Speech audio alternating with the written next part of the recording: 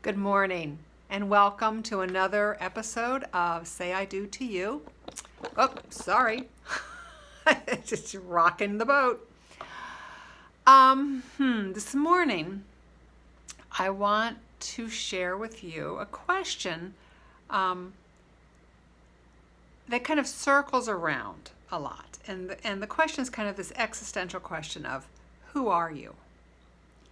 And I remember probably the first time I ever heard that, I was probably in 8th grade, and I thought, who am I?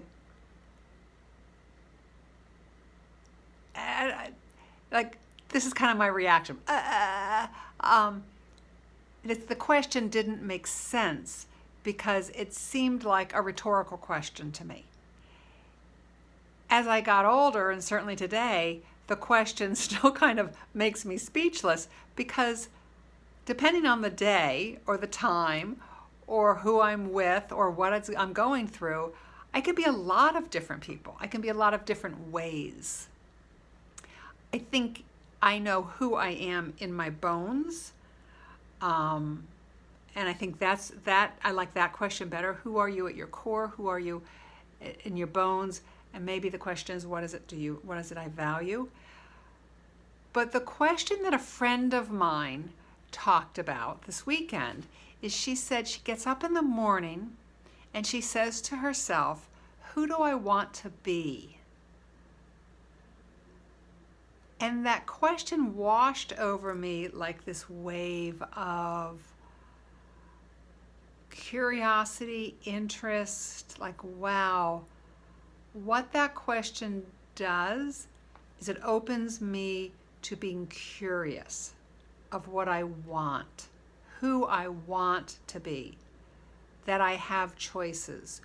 Who am I has always felt like this static description. Who do I want to be has so much more movement in it. So today let's talk about who do you want to be? Maybe how do you want to be? What do you want to be? And can you give yourself permission to go on that exploration? Because it is an exploration. Sometimes we know the answers clearly, and sometimes we're in the middle of something and the questions are a little murkier. So if you were to ask yourself today, who do I want to be? If you ask, how do I want to be? Those choices are empowering you to claim your day and yourself, which is essentially the work of saying I do to yourself.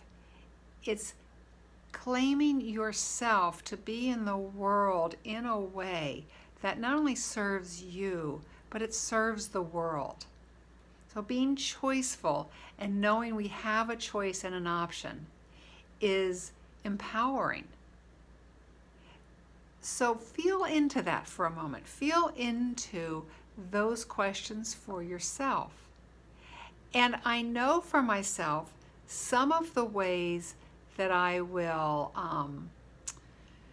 sabotage who I want to be or how I want to be is I will compare myself to others or to society in general. I know when I work with my clients, a lot of them will say, well, doesn't everyone do that?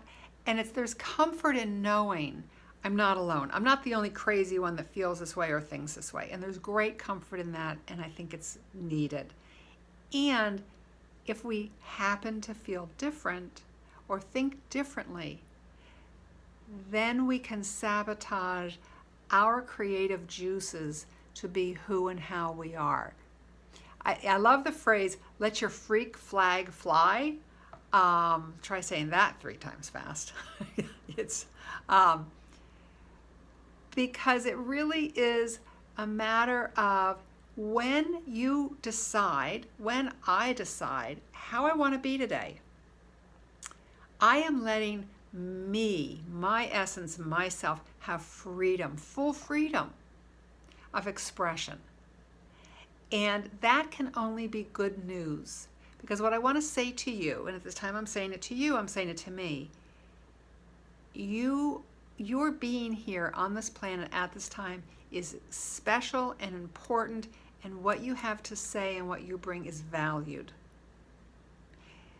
So we owe it to ourselves and to each other and to our communities to really be in our essence, in our fullness, in our wants and desires, because that's who we came here to be, and that's the gift we give to the world.